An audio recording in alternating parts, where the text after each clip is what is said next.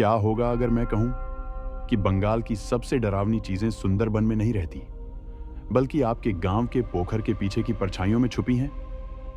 वो शेर की तरह दहाड़ती नहीं, वो फुसफुसाती हैं, आपका पान चुरा लेती है और कभी-कभी बिना होंठों के सीटी भी बजाती हैं। स्वागत है आपका फैक्चुअल फ्यूजन में, जहां भारतीय भूत सिर्फ डराते नहीं, वो क्षेत्रीय भाषा बोलते हैं, शादीशुदा झगड़े करते हैं और कभी-कभी बिना सिर के घूमते हैं। आज हम घुसने वाले हैं बंगाल की दो सबसे डरावनी लोक कथाओं में, रहस्यमयी स्कंद काटा और शादीशुदा मगर मरी हुई स्टाइल आइकन शाक चुन्नी। बेल का पेड़ पास है तो सीट बेल्ट बांध लीजिए, क्योंकि इस ट्रिप में गूगल मैप्स भी आपको रास्ता नहीं बता पाएगा। सेगमेंट 1, स्कंद काटा, बिना सिर वाला डर। चलो शुरुआत करते हैं स्कंद काटा से, मतलब कंधे से कटा हुआ। सुनने में हेयर कट जैसा लग रहा? नहीं भाई, इससे बहुत बुरा है। स्कंद काटा कौन है? ये एक बिना सिर वाला भूत है। हाँ, सच में, ना चेहरा ना आंखें, सिर्फ डर और परछाई। लेकिन रुको, ये चीखता कैसे है? खाता क्या है? या झाड़ियों के पीछे से सीटी कैसे बजाता है? कम झात और पागलपन की हद तक अजीब बातें। सीटी बजाता है, बोलता नहीं। मुंह नहीं, कोई बात नहीं। स्कंद काटा रीढ़ की हड्डी तक झकझोर देने वाली सीटी से बात करता है।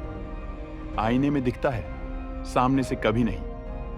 अगर आप किसी श्मशान या पोखर के पास गोधूली में आईना देखें तो पीछे कोई दिख सकता है। पीछे मुड़ो तो या तो कोई नहीं, या फिर बिना सिर की बॉडी खड़ी है। कभी कभी अपना सिर उठाए घूमता है।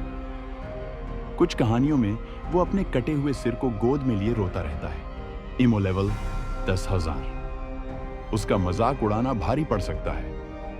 गांव में कहते हैं, जिसने स्कंद काटा का मजाक उड़ाया, अगली सुबह गर्दन अकड़ी मिली, या बदतर, गर्दन ही गायब थी। तो असली सवाल है, क्या स्कंद काटा एक आत्मा है, या हमारी जिंदगी में गिल्ट, ट्रॉमा या बिना सिर वाली लीडरशिप का प्रतीक? सेगमेंट 2, शाक चुन्नी, चूड़ियों वाली भूतनी। अब बात करते हैं शाक चुन्नी की। अगर स्कंद काटा डरावना है तो शाक चुन्नी पूरी तरह से सैवेज है। ये एक शादीशुदा बंगाली महिला की आत्मा है, जिसकी मौत दुखद रही, कभी गुस्से में, कभी इंतजार में और हमेशा फैशन में। कम झात तथ्य जो आपको हर लाल साड़ी से डराएंगे। अब भी नई दुल्हन की तरह सजती है। लाल साड़ी, सिंदूर, शंख की चूड़ियां, लेकिन कुछ गड़बड़ जरूर होती है। शायद पैर उल्टे हों या उसकी परछाई ना दिखे। पान की दीवानी है। रात में पान की डिब्बी खुली छोड़ दी, सुबह डिब्बी खाली मिलेगी और सास बोलेगी, चूहा खा गया? नहीं अम्मा, आपकी भूतनी बहू आई थी। नई दुल्हनों में प्रवेश कर जाती है।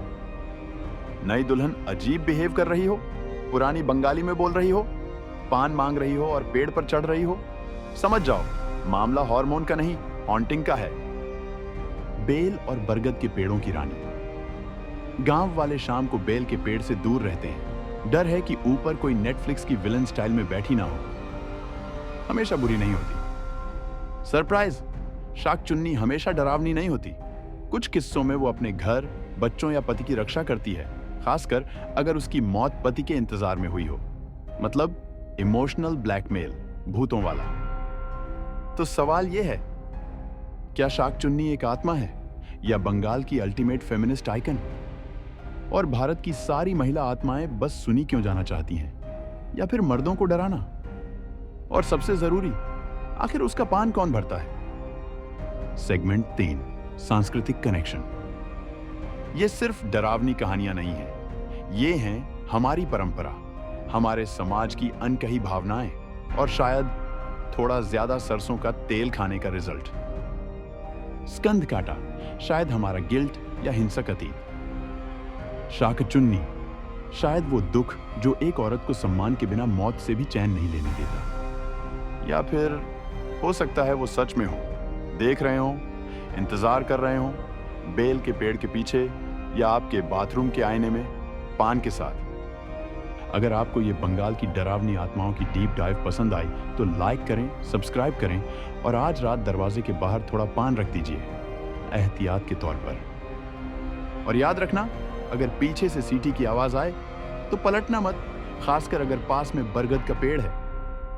मिलते हैं अगली बार फैक्चुअल फ्यूजन में, जहां फैक्ट्स होते हैं फ्रीकी और लेजेंड्स और भी क्रीपी।